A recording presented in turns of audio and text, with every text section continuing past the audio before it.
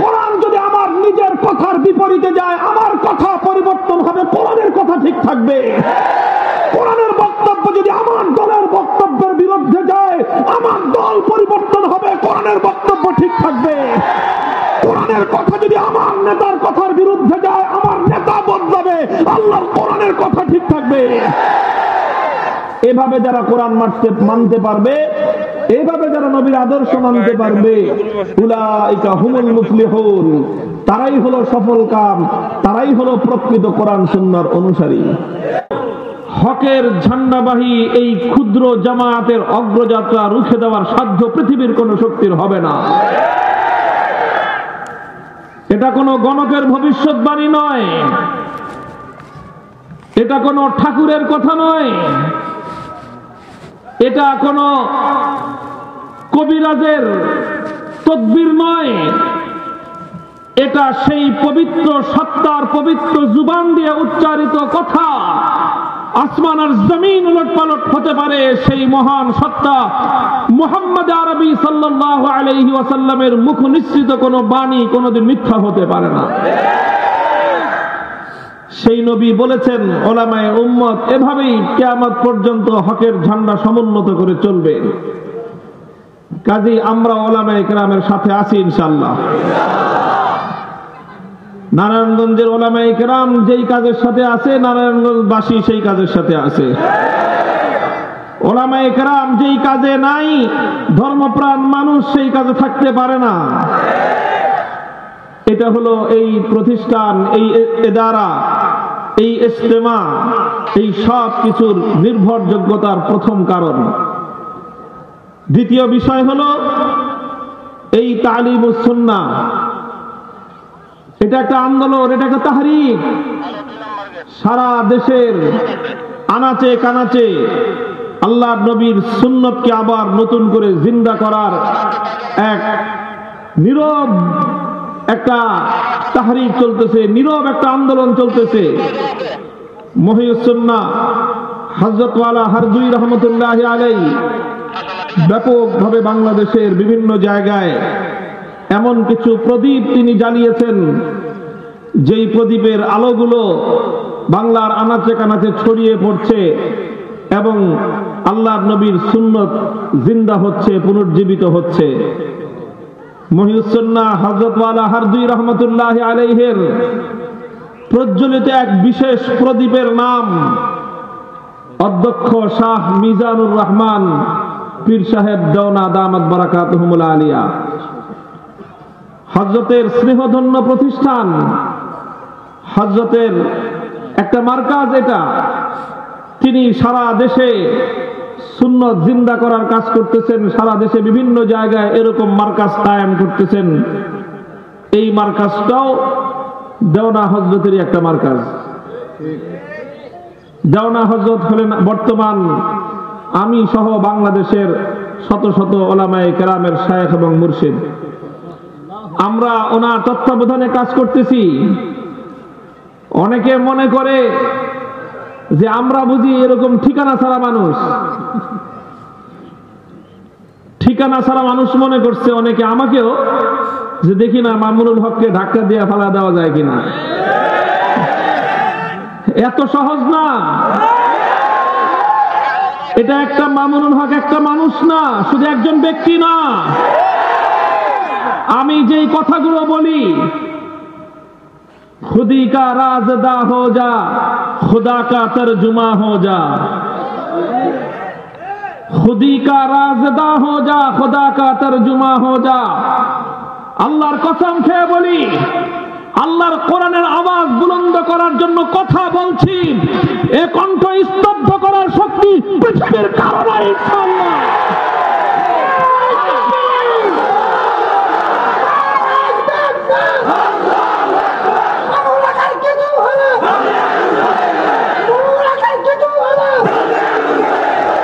মুহতারাম হাজিরিন, এটা আমার আল্লাহ পাক রব্বুল আলামিনের ওয়াদা। ইন্না নাহনু নাযালনায যিকরা ওয়া ইন্না লাহু লাহাফিজুন। কোরআন নাযিল করেছেন কে? কোরআনের এই আওয়াজ হেফাজত করবেন কে? একজনের কণ্ঠ স্তব্ধ করে লাভ নাই। কোরআনের যে আওয়াজ সেই হেরার গুহা থেকে উচ্চারিত হয়েছিল, যে আওয়াজ পৃথিবীর উত্তর থেকে দক্ষিণ মরু প্রান্ত পর্যন্ত উচ্চকিত হয়েছিল, পৃথিবীর পূর্ব থেকে পশ্চিম প্রান্তকে আলোকিত করেছিল, কিয়ামত পর্যন্ত এই আলো ছড়াতে থাকবে। ইউরিদুনা লিইউতফিউ নূরাল্লাহি বিআফওয়াহিহিম ওয়াল্লাহু মুতিম্মু নূরিহি। যারা আল্লাহর কোরআনের এই আলোকে, কোরআনের এই আওয়াজকে নিভিয়ে দেওয়ার, দমিয়ে দেওয়ার চেষ্টা করবে, আল্লাহর কোরআন বলছে এই আলোতে তারাই জ্বলে পুড়ে ছারখার হবে, কোরআনের আওয়াজ বন্ধ হবে না। মুহতারাম হাজিরিন, এটা হলো আমার সাআদাতমন্দি, এটা হলো আমার সৌভাগ্য, এটা হলো আমার জীবনের পরম পাওয়া যে আমি নালায়েক অপবিত্র একজন ব্যক্তির অপবিত্র জুবান দিয়ে আল্লাহর মহান পবিত্র কালামের কথাগুলি উচ্চারিত হয়। কোরআনের কথা সেই কথা, এই কথা যার কণ্ঠে উচ্চারিত হবে সেই কণ্ঠ দামি হয়ে যায়। কোরআনের কথা সেই কথা, এই আওয়াজ যার কর্ণকুহরে প্রবেশ করবে তার কান দামি হয়ে যায়। কোরআনের আল্লাহর কালাম সেই কালাম, এই কালামের অক্ষর যার চোখ দিয়ে দেখবে তার চোখ আলোকিত হয়ে যায়। কোরআন সেই কিতাব, আল্লাহর কালাম, আল্লাহর কালাম, আল্লাহর কোরআন, এটা যে বক্ষে ধারিত হবে সেই বক্ষ পবিত্র এবং সেই বক্ষ আলোকিত হয়ে যাবে। বলছিলাম শাইখুল হাদিস আল্লামা আজিজুল হক রহমতুল্লাহ আলাইহির নাম, তার নিসবত আমার সঙ্গে জড়িত আছে। শাইখুল হাদিস রহমতুল্লাহ আলাইহি 90 বছর পর্যন্ত এদেশের ইঞ্চি ইঞ্চি মাটিতে আল্লাহর দ্বীনের দাওয়াত প্রচার করেছেন, হকের আওয়াজ বুলন্দ করেছেন, আল্লাহর পয়গম্বরের সুন্নতের কথা তিনি প্রচার করেছেন। এই পৃথিবীতে সর্বপ্রথম বাংলা ভাষায় আল্লাহর রাসূল সাল্লাল্লাহু আলাইহি ওয়াসাল্লামের হাদিসের বিশুদ্ধতম গ্রন্থ সহিহ বুখারী শরীফের বাংলা ভাষ্য তিনি লিপিবদ্ধ করেছেন। সারা দুনিয়াতে বাংলাদেশকে যারা গর্বিত করেছে, যাদের মাধ্যমে এই জাতি, এই দেশ গর্বিত, শাইখুল হাদিস আল্লামা আজিজুল হক রহমতুল্লাহ আলাইহি তাদের অন্যতম একজন পুরোধা পুরুষ। তিনি চলে গেছেন, আমাদেরকে দায়িত্ব দিয়ে গেছেন হকের এই কথাগুলো মানুষের সামনে নির্ভীক চিত্তে উচ্চারণ করবার জন্য। আমার ঠিকানা শাইখুল হাদিস আল্লামা আজিজুল হক রহমতুল্লাহ আলাইহি। জীবনের একটি মুহূর্ত আমরা মুরব্বীদের তত্ত্বাবধান ছাড়া চলি না। শাইখের ইন্তেকালের পর, আবার আব্বাজানের ইন্তেকালের পর, বরং তার আগে থেকে আমি আমার শাইখ ও মুর্শিদ আল্লামা আশরাফ আলী শাইখুল হাদিস রহমতুল্লাহ আলাইহির তার তত্ত্বাবধানে মুরব্বী হিসেবে তাকে মেনে জীবন পরিচালনা করেছি। শাইখুল ইসলাম আল্লামা শাহ আহমদ শফি রহমতুল্লাহ আলাইহির হাতে হাত রেখে বায়াত করেছি, তার নির্দেশনা মেনে জীবন চলেছি। যখন শাইখুল হাদিস আল্লামা আশরাফ আলী রহমতুল্লাহ আলাইহি ইন্তেকাল করলেন, শাইখুল ইসলাম আল্লামা শাহ আহমদ শফি রহমতুল্লাহ আলাইহি ইন্তেকাল করলেন, আনুগত্যের জন্য বায়াত গ্রহণ করেছি অধ্যক্ষ মিজানুর রহমান চৌধুরী পীর সাহেব দেওনা হযরত দামাত বারাকাতুহুল আলিয়ার হাতে, আমির হেফাজত আল্লামা জুনায়েদ বাবু নগরীর হাতে। তাদের দিক নির্দেশনা অনুযায়ী কথা বলি, তাদের দিক নির্দেশনা অনুযায়ী কাজ করি। আলহামদুলিল্লাহ, নিজের কণ্ঠের সমস্ত আওয়াজগুলোকে একত্রিত করে উচ্চ কণ্ঠে আওয়াজ উচ্চারণ করা, এটাও সেই মুহাম্মদ আরবি সাল্লাল্লাহু আলাইহি ওয়াসাল্লামের সুন্নাত। আমরা সমস্যা হলো কি, আমাদের জাতীয়ভাবে একটা সমস্যা আমাদের মধ্যে বিরাজমান। আমরা আল্লাহর কোরআনের কথাও শুনতে চাই, আল্লাহর নবীর সুন্নতের কথাও শুনতে চাই, কোরআন হাদিসের কথা মানতেও চাই, তবে একটা কিন্তু আছে। কি আছে? কোরআন হাদিসের কথা মানতে হয় কোনো কিন্তু ছাড়া, কিন্তু আমরা মানি কোরআন হাদিসের কথা একটা কিন্তু সহ। কিন্তুটা কি? কিন্তুটা হলো কোরআনের সেই কথা মানবো যেই কথা আমার মন মতো হয়, নবীর সুন্নত মানবো সেইটা যেটা আমার পছন্দ হয়। মুহতারাম হাজিরিন, আল্লাহর কোরআনের কথা, নবীর সুন্নাহর কথা কোরআনের আদর্শের কথা, নবী আদর্শের কথা, এটা আমি আমার নিজের চাহিদা আর নিজের মনোপুত হলে মানব, মনোপুত না হলে মানব না, এটাকে কোরআন হাদিস মানা বলে না, এটাকে বলে প্রবৃত্তির পূজা। এটা হলো প্রবৃত্তির পূজা। কোরআন হাদিস মানা কাকে বলে? ছোট্ট কথা বলে আলোচনা শেষ করতেছি। মুহতারাম হাজিরিন, আল্লাহ পাক রব্বুল আলামিন কোরআনে পাকের মধ্যে এই কথাটা বলেছেন, ইউদিল্লু বিহি কাসীরান ওয়া ইয়াহদি বিহি কাসীরা ওয়া মা ইউদিল্লু বিহি ইল্লাল ফাসিকিন। আল্লাহর কোরআনের দ্বারা মানুষ দুই দিকে ধাবিত হয়। আল্লাহ বলছেন, আল্লাহ পাক এই কোরআনের দ্বারা কিছু মানুষকে, কিছু না অনেক মানুষকে আল্লাহ পথভ্রষ্ট করেন, আর অনেক মানুষকে আল্লাহ পাক কোরআনের দ্বারা হেদায়েত দান করেন। দেখেন, কোরআনে পাকের দ্বারা সবাই জান্নাতে যায়, সবাই হেদায়েত পায়, ব্যাপারটা কিন্তু এমন নয়। আল্লাহর কোরআন এক শ্রেণীর মানুষকে যখন হেদায়েত দেয়, সঠিক পথে চালায়, ঠিক তদ্রূপ আল্লাহর এই কোরআনের দ্বারা আরেক শ্রেণীর মানুষ পথভ্রষ্ট হয় এবং জাহান্নামে যায়। প্রশ্ন হলো, কোরআনে পাকের দ্বারা হেদায়েত কারা পায় আর কোরআনে পাকের দ্বারা পথভ্রষ্ট কারা হয়?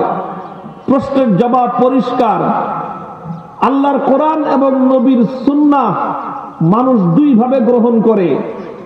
এক শ্রেণীর মানুষ আছে তারা কোরআন সুন্নাহকে গ্রহণ করে এইভাবে যে কোরআন সুন্নায় যা বলা আছে আমি তাই করব, নিজের পছন্দ হলেও করব, পছন্দ না হলেও করব, বুঝে আসলেও করব, বুঝে না আসলেও করব, মনোপুত হলেও করব, মনোপুত না হলেও করব।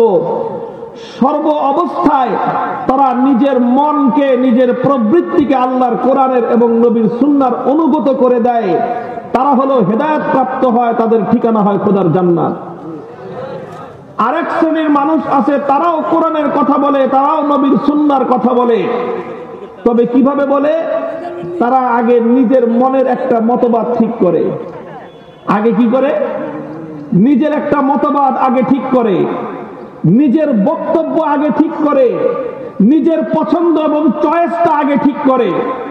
নিজের চয়েস আর পছন্দ নিয়ে এবার কোরআনের কাছে যায়, আর কোরআন খুঁজতে থাকে, খুঁজতে থাকে, ঘাটতে থাকে যে আমার পছন্দ মতো কথা কোরআনের কথায় আছে।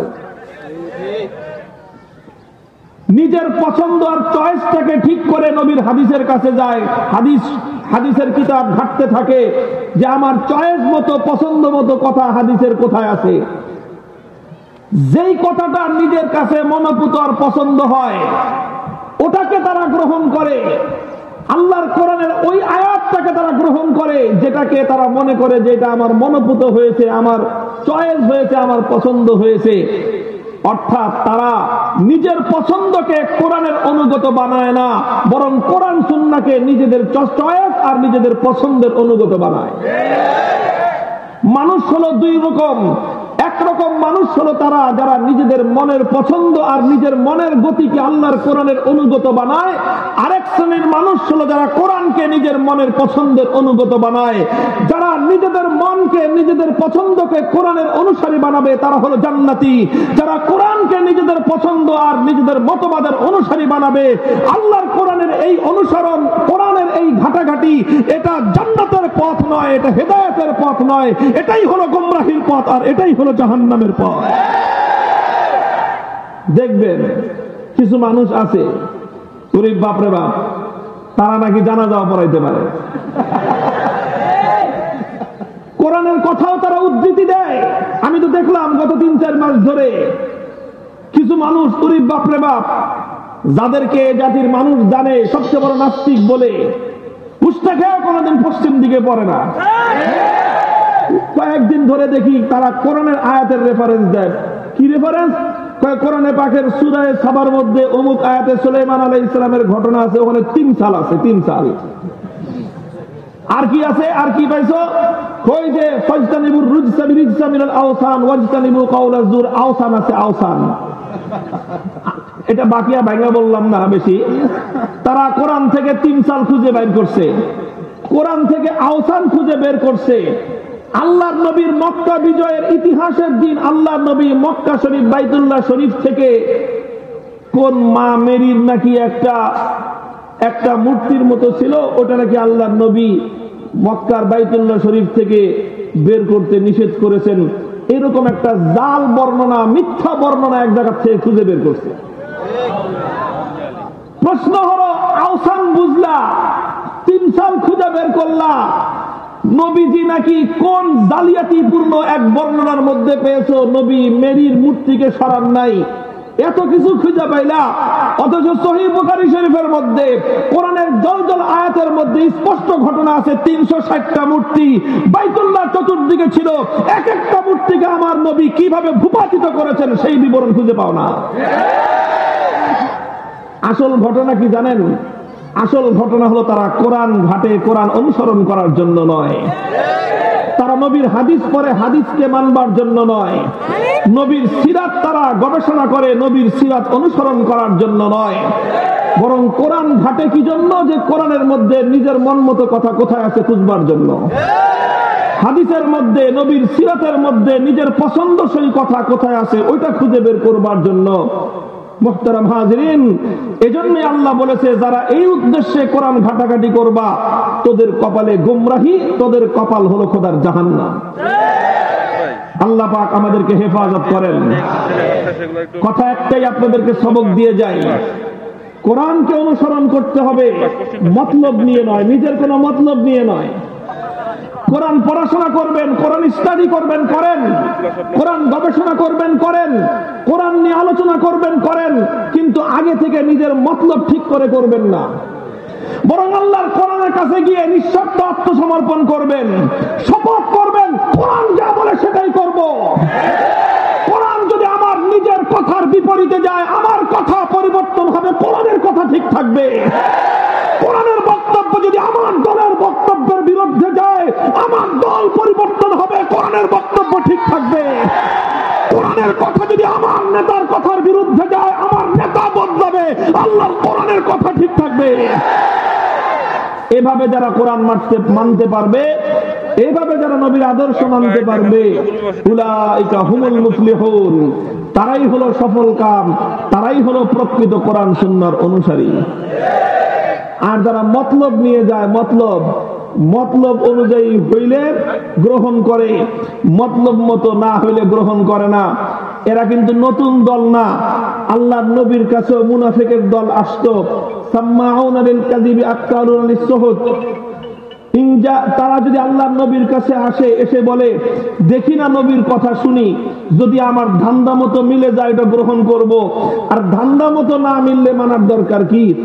এই ধান্দাবাজ শ্রেণী আজকে নতুন নয়, নবীর যুগেও এই মুনাফিক শ্রেণী ছিল। এভাবে যারা নিজেদের ধান্দা তালাশ করতে থাকে কোরআন আর সুন্নাহ থেকে, তারা প্রকৃত ঈমানদার নয়, তাদেরকে বলা হয় মুনাফিক আর ধান্দাবাজ। আল্লাহ পাক রব্বুল আলামিন পুরা মজমাকে কবুল করেন। সুন্নতের আলোতে আল্লাহ পাক আপনাদের এই এলাকাকে আলোকিত করেন। এলাকার নাম মাহমুদপুর, প্রশংসিত। আসলেই যেন এলাকাটা প্রশংসিত হয়। আমাদের শায়েখ দাওনার হযরত বলেন, উম্মত থাকবে সুন্নত থাকবে না, সেই উম্মত কোনোদিনও কামিয়াব হতে পারবে না। উম্মত যেখানে সুন্নত, সুন্নত যেখানে উম্মত, যেখানে সুন্নত নাই সেখানে উম্মত, যেখানে সুন্নত নাই সেখানে উম্মত। আমরা সুন্নতের উপর চলি, নিজেদের জীবন চালাই। আল্লাহ পাক রব্বুল আলামিন আমাদের সকলকে তৌফিক দান করেন। মারকাজে তালিমুস সুন্নাহকে আল্লাহ পাক রব্বুল আলামিন ইহয়ায়ে সুন্নাহর এই আযীমুশ শান কাজের জন্য আল্লাহ